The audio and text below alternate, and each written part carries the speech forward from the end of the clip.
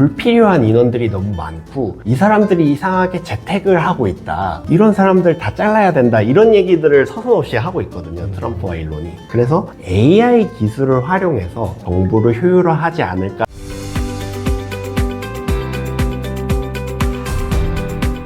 네, 최근에 이제 트럼프가 취임을 하면서 본격적으로 트럼프 2.0 시대가 찾아왔는데요. 동시에 이제 일론 머스크가 정부 효율부 공동수장이 됐잖아요. 그 이유가 일단은 궁금해요.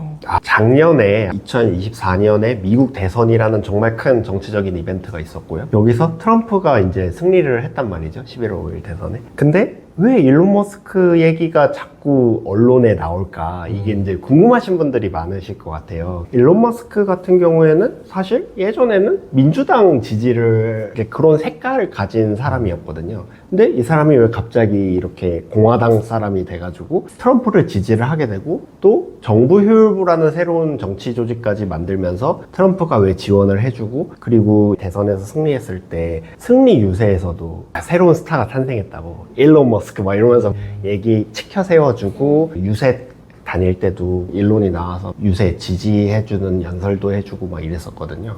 그래서 일론의 치밀한 어떤 전략이 있다고 볼 수 있습니다. 당연히 일론 머스크는 사업가고 본인이 가진 사업체만 해도 벌써 5개가 넘거든요. 그래서 자신의 비즈니스를 위해서 이것을 한다고 보는 것이 가장 좀 합리적인 설명이지 않을까 싶습니다. 그래서 일론 머스크 같은 경우에는 테슬라라든가 스페이스X, 그리고 X죠, 지금 옛날에 트위터, 그리고 뭐 뉴럴링크라든가 이런 여러 사업체들을 운영하는 데 있어서 규제와 정부 기관과의 갈등을 수없이 겪어왔습니다. 그래서 그런 부분에 있어서 일론은 영리하게 정치인들을 공략하는 그런 방법들을 많이 써왔고요. 그래서 실제로 로비에 사용하는 비용들이 굉장히 많습니다. 또 트위터를 인수하는 과정에 있어서도 표현의 자유라는 단어를 굉장히 많이 썼거든요. 그게 되게 양가적인 의미를 가지고 있는데, 본인이 그냥 하고 싶은 말을 많이 하겠다는 그런 이제 의지의 표현, 그리고 트위터를 자신의 어떤 X 계정을 통해서 자신의 영향력을 확대하겠다는 또 의지의 해석, 그리고 트위터라는 플랫폼이 과거에는 샌프란에 위치해서 진보적인 가치를 대변하는 그런 플랫폼이었거든요. 어떤 다양성이라든가 이런 것들을 되게 강조하고, 또 SNS다 보니까 정치적으로 이제 선동할 수 있거나 가짜뉴스적인 성격을 가진 것에 대해서도 굉장히 차단을 열심히 하려고 막 노력하는 모습도 보이고, 그걸 모니터링하는 전담 팀도 있고 막 이랬었거든요. 근데 일론 머스크가 트위터를 그 63조 원이 넘는 큰 돈을 주고 산 다음에 그런 팀들을 해체한 건 물론이고, 트위터 조직을 엄청나게 슬림 시키거든요. 한 70% 이상의 직원들을 다 그냥 메일 한 통 보내가지고 다 해고시키고, 그런 것들이 우파 플랫폼으로 전향이 되고, 또 일론 같은 경우에는 원래 트위터 인수 전에 한 1억 명 정도의 팔로워가 있었는데 지금은 2억 명이 넘습니다. 그래서 트위터를 많이 사용하는 나라가 이제 미국이나 일본 같은 국가들이 있는데, 미국 안에서의 어떤 스피커로서의 이 역할이 엄청나게 커지고, 또 일론은 테슬라가 이제 광고를 안 하는 걸로 유명하잖아요. 그러니까 물론 싱가포르에서 제한적으로 광고를 한 적이 있지만 기성 미디어에 대해서 돈을 쓰지 않습니다, 마케팅 비용을. 그래서 그 마케팅의 역할을 본인의 그 트위터 X 계정으로 활용을 하거든요. 그래서 팬덤들이 모이고 어떤 표현의 자유라든가 여러 가지 또 극단적인 또 얘기들, 정치적인 구호들을 얘기하는 것에 대해 동의하는 사람들이 X라는 플랫폼으로 모이면서, 그리고 도널드 트럼프 같은 경우에도 이 트위터와 페이스북에서 또 이제 악연이 있잖아요. 그 차단당했던 악연이 있어서 트루스 소셜이라는 또 새로운 플랫폼을 썼다가 일론이 이제 풀어주면서 그 트루스 소셜에 올린 거를 꼭 똑같이 올리거든요. 자기 트위터에도 올려가지고. 그래서 이런 것들이 이제 일론 머스크의 비즈니스적인 니즈와 정치적인 어떤 효과성, 이런 거를 따져본 것 같습니다. 노지라는 이 정부 효율부의 수장에 앉힌 거는 돈의 영역이 큽니다.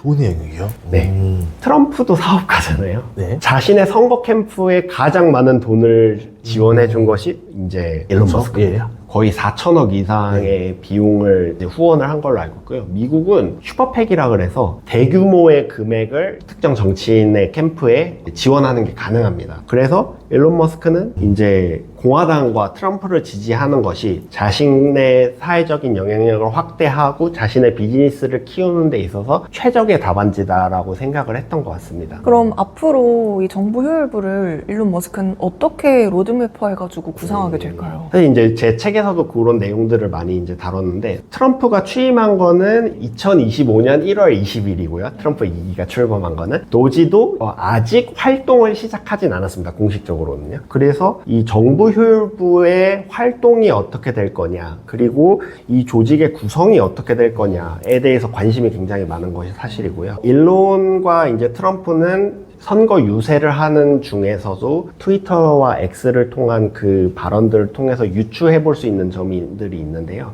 크게 세 가지 방향입니다. 규제를 없애겠다.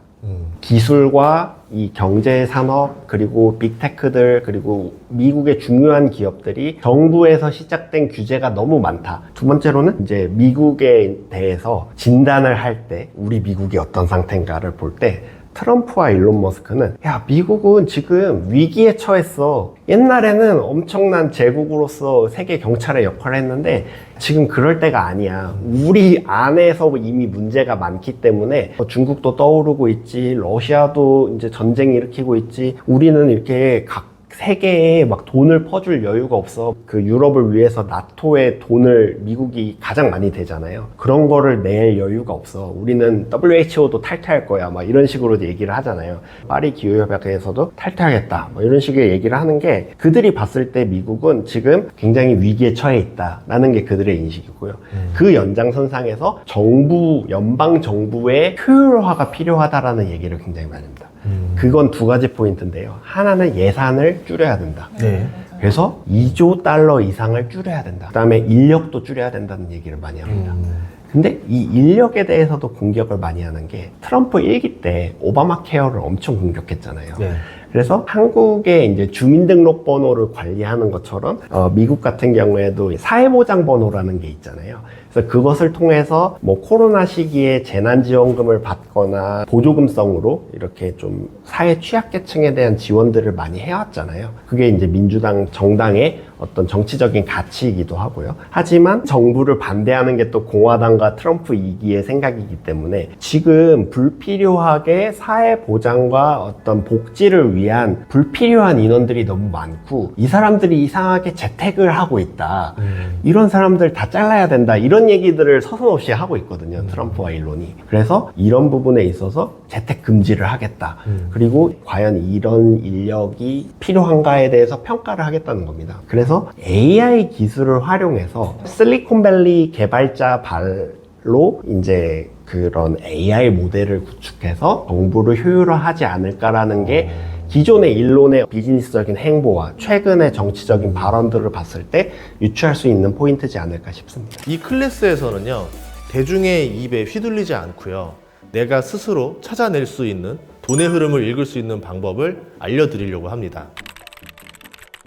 그럼 첫 번째로 말씀하셨던 일단 규제에 대한 완화, 이것도 좀 궁금한데, 아무래도 이제 일론 머스크가 여러 사업체를 운영하고 있는데 대부분이 다 이제 규제와 연관된 사업들이 굉장히 많잖아요. 그러면은 어떤 산업에 대해서 규제를 뭐 어떻게 다루겠죠? 제가 책에서 이제 다뤘던 부분은 크게 네 꼭지인데요. 하나는 테슬라를 중심으로 한 자율주행과 전기차 관련된 규제, 그 다음에는 스페이스X 관련해서 우주 탐사에 대한 규제와 충돌, 그리고 세 번째는 이제 X와 XAI라고 하는 이제 AI 기업을 둘러싼 AI 기술에 대한 규제, 그리고 네 번째가 뉴럴링크 관련해서 FDA라든가 어떤 의학적인 의료기기로서의 이런 활용, 이쪽에 대한 어떤 규제들을 노리지 않겠나라는 의견을 좀 제시를 했고요. 그래서 먼저 이제 테슬라 같은 경우에는, 테슬라가 성장하게 된 건 정부의 역할이 굉장히 큽니다. 이제 신재생 에너지를 이제 확장시키려는 정책들이 있었고요. 테슬라가 처음부터 지금의 모습을 한 건 아니지 않습니까? 주가를 보더라도 옛날에는 굉장히 어려웠던 시절이 많았고, 일론이 막 트위터로 자기 만우절 농담으로 자기 이제 파산했다고 장난했는데, 그 시기가 굉장히 어려운 시기였고, 있었고, 또 테슬라 모델 3의 양산 지옥이라고 하는 프로덕션 헬에 또 빠져서 그 프리몬트 공장에서 막 사투를 벌였던, 막 밤에 그 침낭에서 이렇게 공장에서 자고 일주일에 120시간 이상 일하고 그러던 시절이 있었거든요. 그런 시기에 어떤 테슬라를 도와줬던 게 에너지청의 대출이었습니다. 그러니까 신재생 에너지를 하고 있는 기업에 대해서 대규모의 대출을 해줬고요. 모델 S가 나오기 전에 로드스터라는 이제 스포츠카가 맞아요. 있었는데요. 그때부터 이제 모델 S를 생산하기 위해서 공장이 필요했는데, 공장을 매입할 때 그 대출을 받은 비용을 활용해서 옛날 이제 자동차 제조 시설을 매입을 하고 그거를 지금의 이제 프리몬트 공장으로 만든 겁니다. 예. 그걸 통해서 지금 이제 모델 3, 모델 Y를 통해서 사이버 트럭까지 있죠. 그리고 테슬라의 이제 매출과 현금 흐름을 보면은 텍스 크레딧을 받아서 이제 물론 소비자들이 이제 프로모션을 받는 부분도 크지만 전기차 판매에 그거와 맞물려서 탄소 절감에 대한 크레딧을 받는 게 있습니다. 예를 들면 테슬라는 100% 전기차잖아요. 그쵸. 그러니까 이제 매연이 발생하지 않습니다. 내연기관. 근데 미국 내에서 규제를 통해서 기업들이 꼭 탄소 절감을 채워야 하는 총량이 부과가 되고 이것이 일정 기준이 넘어가면 돈을 내야 됩니다. 그래서 예를 들면 굴뚝 산업을 하는 기업이라든가 탄소 배출이 많은 기업들 같은 경우에는 테슬라한테 이런 크레딧을 사오는 겁니다. 그 매출이 상당히 크거든요. 그래서 전기차의 시작, 그리고 이것을 위한 정부의 어떤 인센티브들, 그리고 관련된 내용들이 역규제인 거죠. 이거는 이제 인센티브였는데 그런 것과 떼놓을 수 없는 관계에 있고요. 그리고 최근에는 일론이 트럼프와 함께 전기차에 대한 어떤 혜택들을 없애겠다는 발표를 했거든요. 이거는 어떤 맥락에서 볼 수 있냐면 전략이라고 볼 수 있습니다. 하나의. 미국 시장에서 테슬라가 차지하는 그런 모델 3와 Y의 시장 점유율이 굉장히 높거든요. 1위인데 그것에 이제 2위, 3위가 이제 포드라든가 그 다음에 현대자동차 뭐 이런 기업들이 있습니다. 그래서 자신들은 어차피 그런 혜택이 없어도 우리가 생각하는 이제 전통적인 제조, 그 자동차 제조 기업들, 그 레거시 OEM들에 비해서 이런 규모의 경제와 이미 브랜드 로열티를 갖추고 있고 일정 시장을 가지고 있는데 자신감이 있는 거예요. 네. 이제 너네들 그 보조금 없어도 우리는 버틸 수 있어. 근데 니네는 그거 없으면은 힘들잖아, 시장 진입이. 그래서 오히려 약간 치킨 게임처럼 우리가 그 메모리 반도체 가격 낮춰가지고 신규 시장 진입 못하게 하는 것처럼 그런 전략을 이제 구사하고 있는 거라고 볼 수 있을 거예요. 그래서 이것도 고도의 이제 전략이다. 왜냐면 단적으로 봤을 때는 우리 전기차 보조금 받으면은 자기네들 좋은 거 아니야? 이렇게 생각하잖아요. 근데 이제는 그거를 넘어서서 얘기를 하고 있고, 또 이제 트럼프가 중국 때리기를 열심히 하면서 중국의 자율주행이나 혹은 전기차 관련된 제품들은 미국에 수입을 할 수가 없게 돼 있거든요, 지금. 그래서 이제 그런 부분들도 중국의 어떤 좀 비아드라든가 여러 이제 경쟁 업체들이 저가 모델들이 많잖아요. 테슬라도 사실 올해 이제 모델 Q 또는 모델 2로 불리는 이제 모델 3보다 저렴한 가격에 4천만 원대의 혹은 3천만 원대의 어떤 좀 경량화된 또 모델을 발표하려고 준비하고 있는 걸로 알려져 있거든요. 그런 준비를 하는 이유도 비아디가 그 테슬라보다 전기차 생산량이 많습니다. 그렇죠. 예. 그게 벌써 한 2년이 됐고요. 네. 테슬라도 전기차 프로덕션에 있어서 막상 2024년 데이터를 까봤더니 줄었죠. 줄었죠. 그런 부분들이 이제 시장에서는 이거 약간 노란불 들어온 거 아니야? 이런 식의 신호로 받아들일 수도 있거든요. 다만 이제 테슬라가 기대받는 거는 먼저 옵티머스라든가 로보택시에 대한 규제를 만약에 이제 도지의 활동을 통해서 자율주행에 있어 시장이 못 크는 이유 중에 하나가 규제인데, 만약에 일정 구간에 있어서 도시 내에서 로보택시를 자유롭게 이렇게 활용할 수 있는 비즈니스 모델을 만들어주면은 테슬라한테 엄청난 이익이 되는 거 아니야? 이런 식의 이제 생각을 하게 된 거예요. 그래서 그런 부분에 있어서도 테슬라의 이제 이익을 위해서 도지의 활동을 그쪽으로도 이제 컨셉을 잡지 않을까라는 이제 조금 전망을 한번 해봤습니다. 트럼프랑 머스크가 뭐 좀 갈등을 겪거나 그럴 만한 요소들은 없을까? 왜냐하면 트럼프 입장에서는 뭐 아무리 돈을 줬다 하더라도 일론 머스크를 위한 도지가 아니라 그래도 트럼프를 위한 어떤 역할을 해줘야 될 게 있을 거 아니에요? 맞습니다. 이 경우에도 두 가지 시나리오가 동시에 이제 생각을 해볼 수 있는데요. 하나는 이 밀월 관계가 과연 언제까지 지속될까. 근데 왜냐면은 둘 다 스트롱맨이잖아요. 네. 그러니까 이 하늘 아래에 두 태양이 없는 것처럼 언젠가는 도시 활동은 내년도 2026년 7월 4일 미국 건국 250주년을 기념한 그때까지 한시적으로 운영되는 조직입니다. 근데 그 전에 둘 다 변덕이 심한 인물이고 워낙 어디로 튈지 모르는 사람들이다 보니 둘이 이렇게 갈등해가지고 싸울 수도 있는 거 아니야? 이런 예측도 있고요. 또 한편에서는 둘 다 사업가고 보통 내기들이 아니기 때문에 전략적인 이해 타산이 맞아서 합종 연행하듯이 우리 힘을 합쳐서 또 할 거다 이런 전망들도 있는 것 같습니다. 그래서 아직은 어디로 그것이 흘러갈지는 모르겠고요. 다만 도지의 활동에 있어서는 그 규제를 없앤다고 하는 것이 트럼프가 원래 대선 때 많이 얘기했던 얘기기도 하고 또 그것이 동시에 이제 일론의 비즈니스에도 도움이 되는 것으로 보이는 분위기상 그런 상황이기 때문에 당장 도지의 규제에 대해서 철퇴를 하는 거에 대해서 뭔가 이렇게 갈등이 단기적으로는 발생할 것 같지는 않습니다. 근데 만약에 이제 미국 쪽에서는 여러 가지 산업에 대해서 규제가 빠르게 완화가 되고 우리나라는 아직 규제에 대한 문제가 좀 많잖아요. 그렇게 되면 이런 첨단 기술에 대한 격차가 점점 더 벌어지는 거 아니에요? 그러네. 맞습니다. AI 특히. 네. 맞습니다. 그런 부분이 사실 우려가 많이 되는 부분이고요.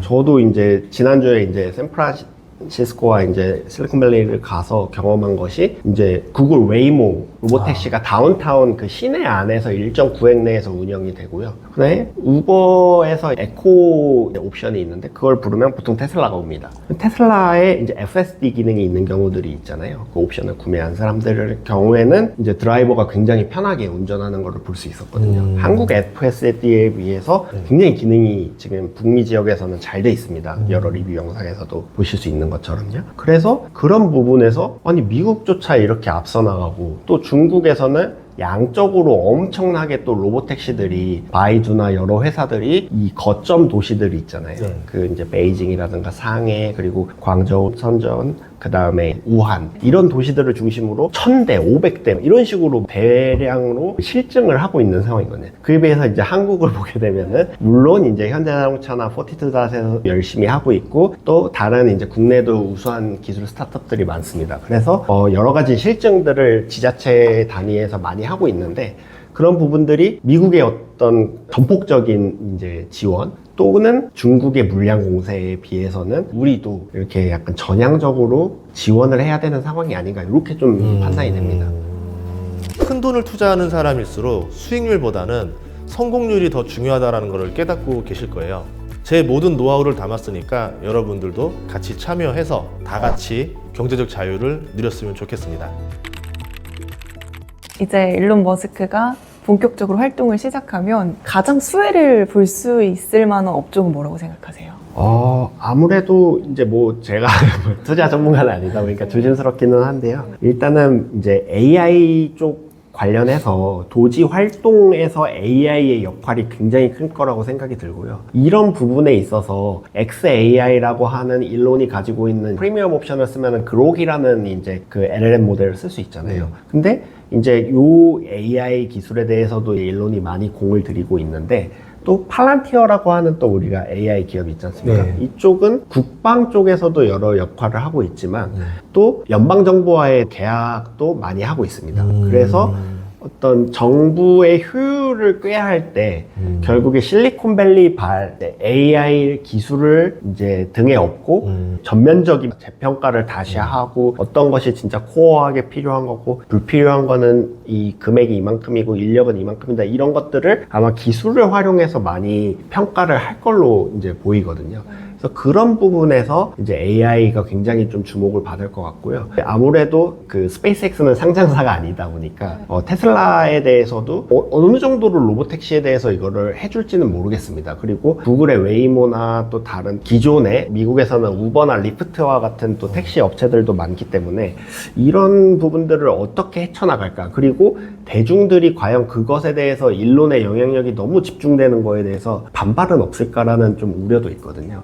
그래서 요거는 좀 이제 같이 조금 이제 흐름을 볼 필요는 있는 것 같습니다. 웨이모 얘기해 주셔서 궁금한데 웨이모 직접 보셨다 그랬잖아요. 타봤습니다. 그쵸, 5번 그쵸. 정도 타봤습니다. 어떠셨어요? 저희가 샌프란시스코랑 이제 그 베이 에리어에 한 7박 9일 정도 이제 있었는데 네. 그때 경험한 것 중에 제일 신기한 게 웨이모 탄 거였어요. 네네. 그러니까 그러니까 웨이모가 미국에서 앱을 받을 수 있고요. 웨이모 원이라는 서비스입니다. 앱을 받으면 핸드폰에서 그 이제 다운타운 에어리어에서 어디서 부를 수 있는지가 지도가 나옵니다. 그래서 내 위치가 뜨고요. 예를 들어서 금문교에서 뭐 피어 3구까지 그 항구 있는 관광지까지 이동을 하겠다라고 이제 우리가 흔히 카카오 택시나 다른 앱을 통해서 이렇게 부르는 것처럼 택시를 부릅니다. 그러면은 몇 분 걸린다고 나오고요. 그리고 어떤 차량이 배치됐는지 차량 이제 번호가 나옵니다. 그래서 일정 시간 기다리면은 그 차가 오는데, 현재는 이제 6세대 모델인데 제규어의 아이페이스 전기차를 활용을 하고 있고요. 거기에 개조를 직접 해서 카메라나 레이더, 센서를 한 30개 이상 붙여놨습니다. 그리고 구글은 원래 그 검색 엔진으로 시작해서 구글 맵이 있잖아요. 그래서 그 HD맵이라고 해서 정밀한 지도를 일정 구역에 갖추고 있습니다. 센서를 통해서 취합되는 정보와 그 지도를 통한 정보, 그리고 또 차량마다 모니터링 요원이 원격으로 다 관제를 합니다.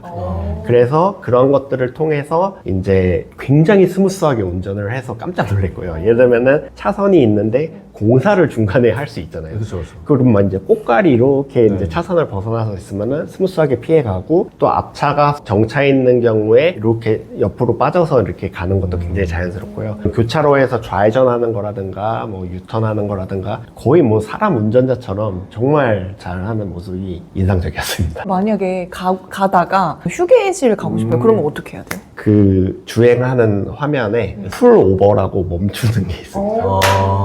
그리고 내가 목적지에 도착해서 내릴 때는, 그러니까 세심한 UX가 들어간 게, 원래 우리가 문 한 번 열면 그냥 열리잖아요. 네. 위험하니까 한 번 열고 확인한 다음에 한 번 더 하면 열려요. 2번 이렇게 하면 열리고요. 실제로 샌프란 시내에서 정말 많은 웨이모들이 운행하는 거를 볼 수 있었고요. 되게 사람들도 막 신기해하면서 앞좌 이제 조수석에도 타고 뒷자리에도 막 타서 사진 찍고 막 이러는 걸 볼 수 있었습니다. 그럼 더 비싸요? 더 쌉니다. 더 싸요? 왜냐면은 우버는 이제 사람이 운전을 하기 때문에 미국은 이제 인건비나 물가가 한국보다 2~3배 비싸다 보니까 그런 부분에서 오히려 보통 제가 체감했을 때는 한 절반에서 한 3분의 1 가격의 느낌이었습니다. 이 딥테크 기술 약간 어떻게 보면 약간 어렵게 느껴지지만 이 웨이모 얘기 드니까 너무도 흥미진진한 것 같아요. 앞으로 이제 또 일론 머스크가 어떻게 도지 활동을 하게 될지도 계속 지켜보면 좋을 것 같습니다. 오늘 귀한 말씀 너무 감사합니다. 네, 고맙습니다. 감사합니다.